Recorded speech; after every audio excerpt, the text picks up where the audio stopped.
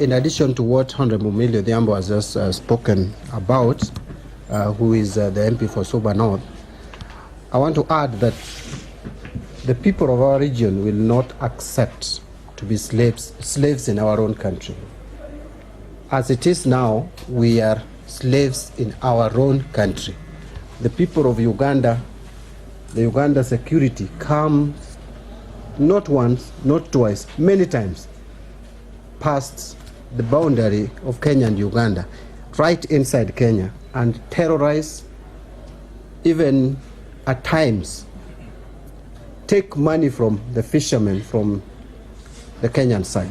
And this is something that we have talked about for years and years. I remember in the 10th Parliament when the issue of Migingo was very, very hot. Some of us even went all the way to Uganda.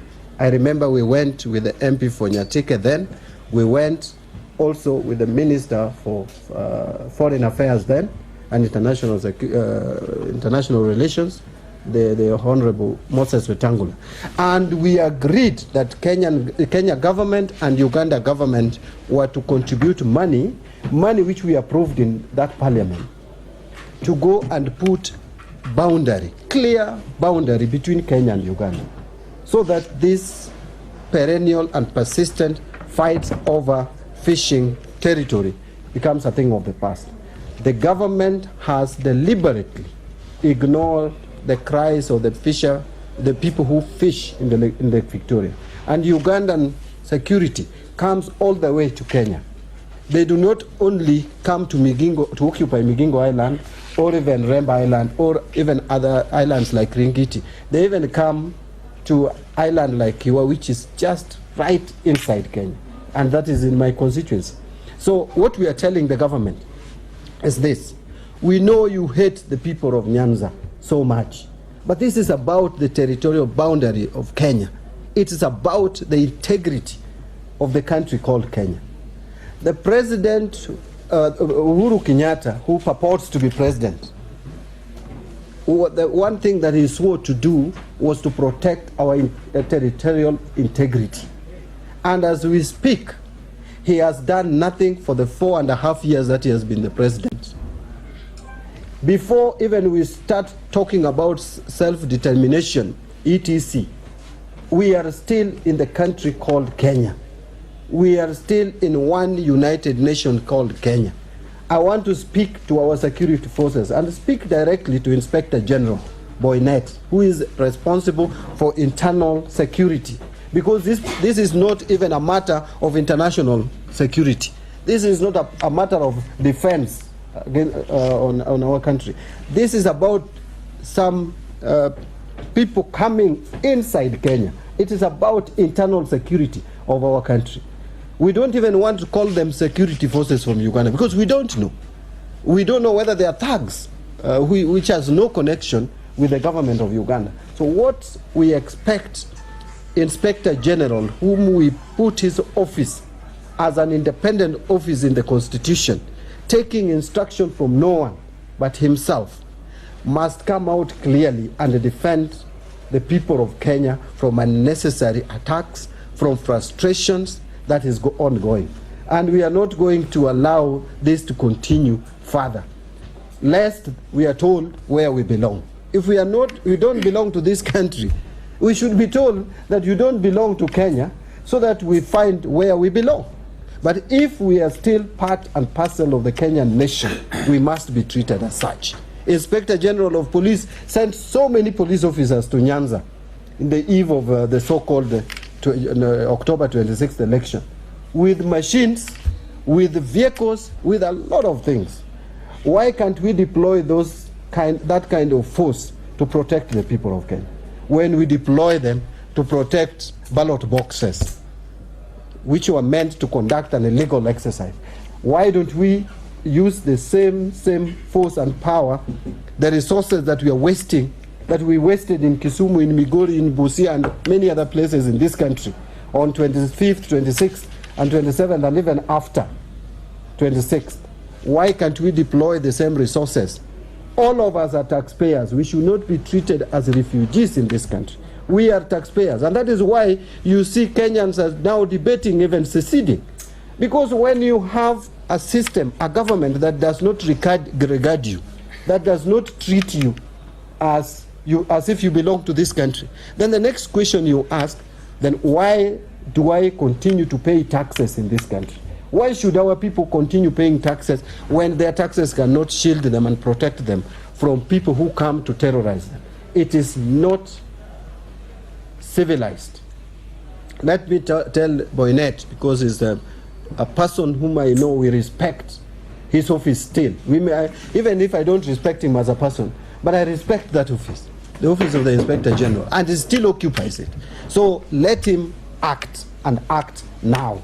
Protect our people. We want to hear communication today, not any other day, about the people who are arrested, the Kenyans who are arrested unnecessarily and taken to Uganda.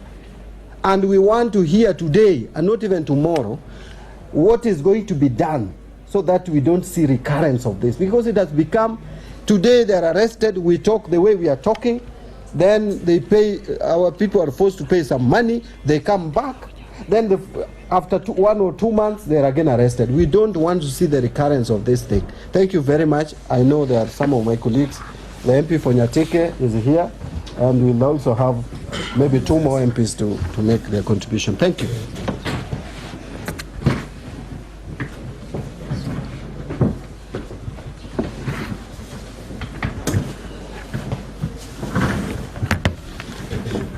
Allow me to join 2 of my colleagues who have talked about the frustration of our people in Lake Victoria.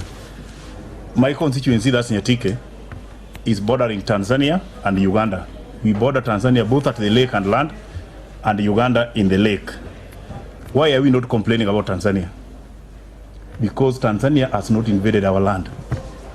Why are we complaining about Uganda? Like in my constituency, every morning, we have 2 flags of 2 different nations being raised in my constituency every morning. The Ugandan flag is in my constituency, the Kenyan flag is in my constituency. And we have a president in this country and he's quiet about it. Me, as the MP of Nyatike, I'll only recognize the president of this country if he'll stand to defend the border of this country. If not, me and my people I'm representing this parliament will resist. And will continue resisting, even if the resistance of the NASA will end. As the people of Nyatike, so long as we have the flag of Uganda in our constituency, we'll continue resisting. We cannot be colonized in our own country, and we purport to be in a government which is silent, a government which is in bed sleeping.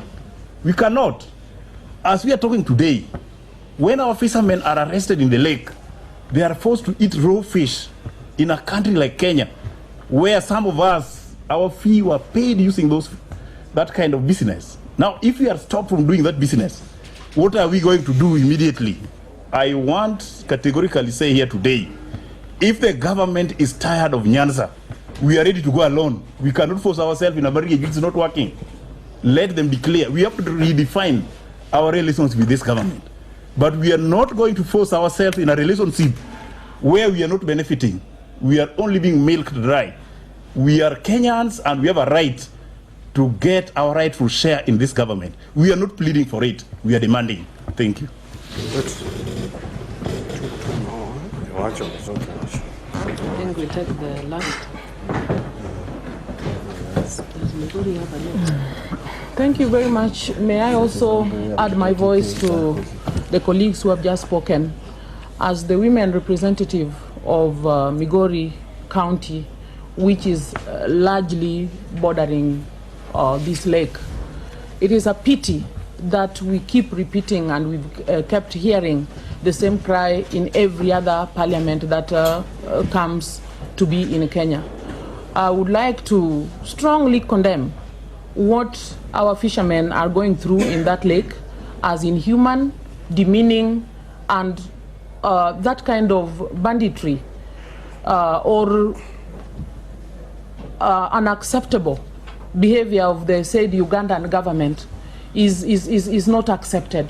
We are asking the government of Kenya to come out and tell us what is this relationship between our government and the president or the government of Uganda that is meant to sell our people, sell our birthright, sell our water, sell our men who are the breadwinners of the children and the women in Nyatike, in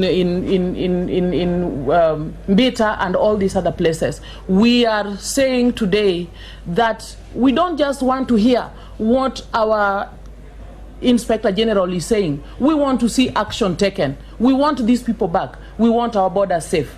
I think this is the clean message that we are sending, and as our colleagues have said, we are going to take action. We are not just going to lie low and see our people suffer. We are ready to do it, and we will do it. Thank you very much. Maybe you can take one. Mheshimiwa, you can say very briefly, and then if there are any questions. Yes, that's what I'm saying. Because there's a bigger picture here. Yes.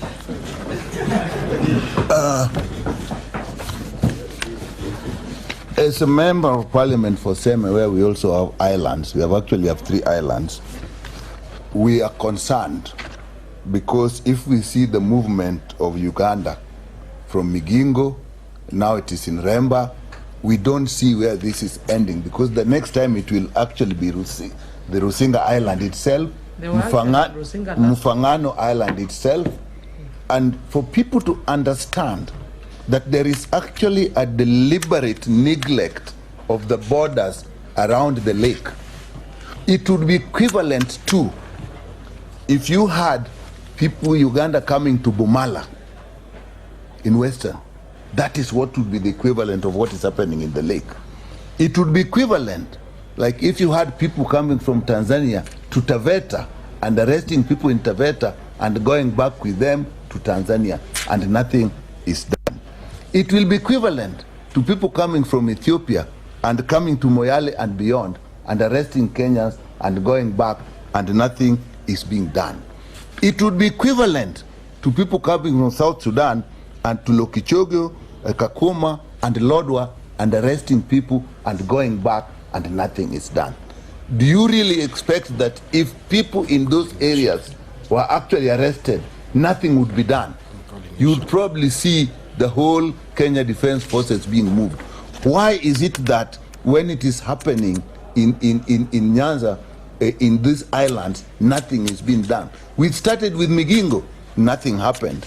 Now they're in Remba, nothing happened.